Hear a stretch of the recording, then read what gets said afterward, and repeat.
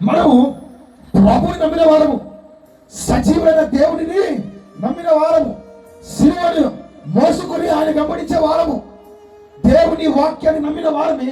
మనం ఎప్పుడు అలాంటి పలుకులు మనం అసలు మాట్లాడకూడదు. మనము ఎప్పుడు ఏది మాట్లాడాలంటే ఇది సాధ్యమే, ఇది జరిగిద్ది, ఇది మారిద్ది. నా దేవునికి చిన్న పని ఇది, మనుషులకి పెద్ద పనే. ఈరోజు మనం అలాగే ఆలోచిస్తామండి.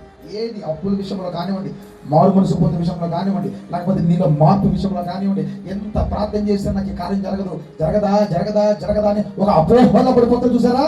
అంటే ఏంటో తెలుసా, నీలో విశ్వాసము చచ్చి పడిపోయింది. కానీ అట్టు వారి విషయంలో దేవుడికి ఇష్టపడకగా ఉంటారంట.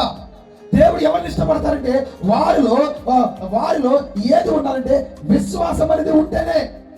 ఈ విశ్వాసం ఏం చేస్తుందో తెలుసా, దేవునికి మనకి మధ్య కనెక్షన్ మొదలవుతుంది. ఇప్పుడు మన స్తోత్రం చెప్పాలి, ఒక కనెక్షన్ మొదలవుతుందా?